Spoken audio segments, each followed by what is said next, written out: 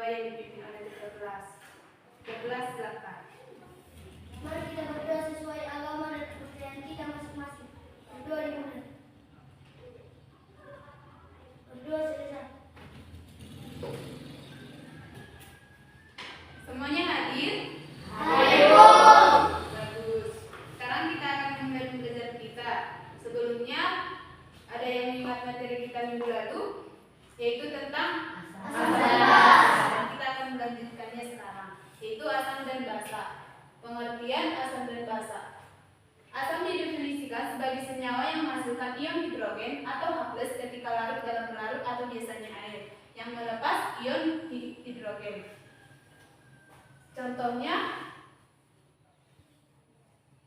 Contoh dari sifat-sifat asam, senyawa asam memiliki rasa asam. Ada yang tahu yang memiliki rasa asam? Buah-buah misalnya ada buah sirsa, buah salak, jeruk, pokoknya yang memiliki rasa asam. Senyawa asam yang memiliki rasa asam. Yang kedua, sebagian besar reaksi dengan logam menghasilkan H2. Sebagian besar yang reaksi yang memiliki rasa asam ini menghasilkan H2. Yang ketiga, dapat mengubah warna zat yang dimiliki oleh zat lain atau dapat dijadikan indikator asam atau basa. Sifat yang keempat yaitu senyawa asam biasanya bersifat korosif, yang biasanya bersifat mudah terkarat. Contoh sepertinya yang ada di gambar. Pernah kan dilihat? Yang kelima, dapat menghantarkan arus listrik. Yang keenam, menghasilkan ion hidrogen di dalam air, seperti yang tadi dijelaskan. Yang ketujuh, merubah warna kertas indikator biru menjadi merah. Sebelum dimasukkan ke larutan asam, indikator lakmus ini berwarna biru, tetapi setelah dimasukkan ke dalam larutan asam tersebut, dia berubah menjadi warna merah.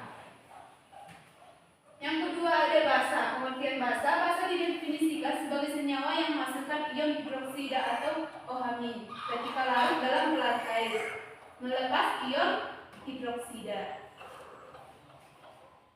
Sifat-sifat basa yaitu senyawa basa bersifat licin. Contohnya yaitu sabun yang kita gunakan dalam kehidupan sehari-hari, sabun cuci ataupun sabun mandi. Bisa juga di dalam asam ini, basa ini ada di sampo.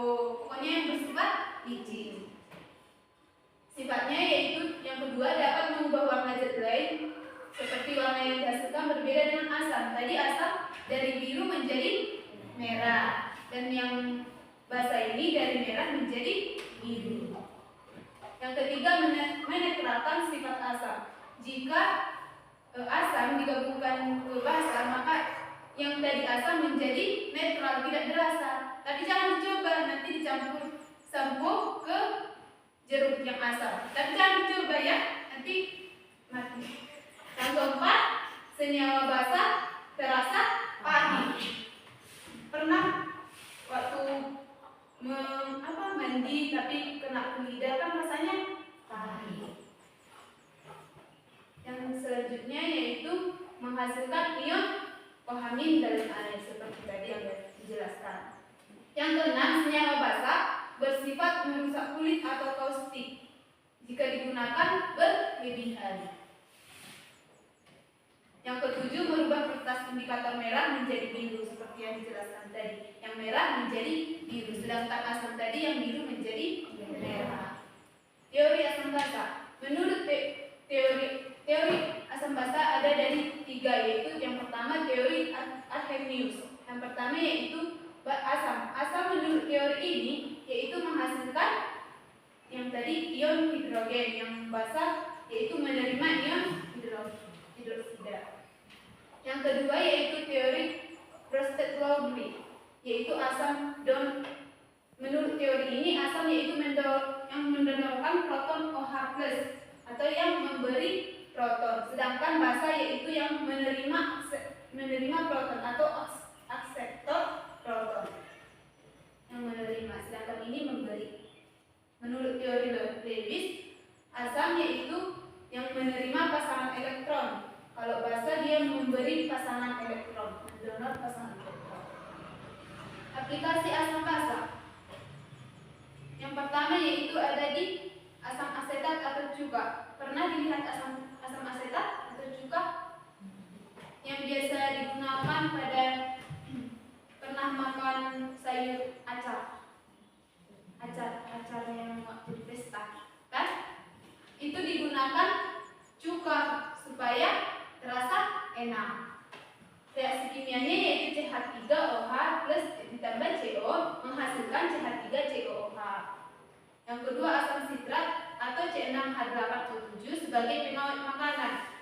Biasanya ini pernah makan permen yang terasa asam, nah itu dimasukkan asam sitrat dan digunakan untuk mengawetkan makanan tersebut, permen tersebut. Yang ketiga asam karbonat pada minuman bersoda. Reaksi kimianya CO2 tambah H2O menjadi H2CO3. Aplikasi sifat basa yaitu obat antasida atau obat, pernah lihat obat mah seperti Promax, bukan?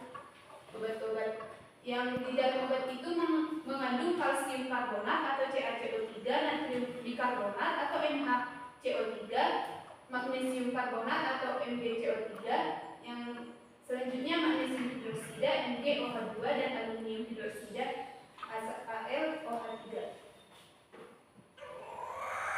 Selanjutnya aplikasi basa ini ada natrium hidroksida atau pada sabun seperti yang kita jelaskan tadi, yang NaOH terdapat pada sabun, kan, yang bersifat licin. Ini contohnya ada di gambar. Demikian materi yang dapat Ibu sampaikan. Ada yang ingin bertanya? Tidak ada. Ibu harapkan materi yang Ibu sampaikan hari ini dapat diterapkan, dapat diingat. Dan jika ada kesalahan kata, Ibu mohon maaf.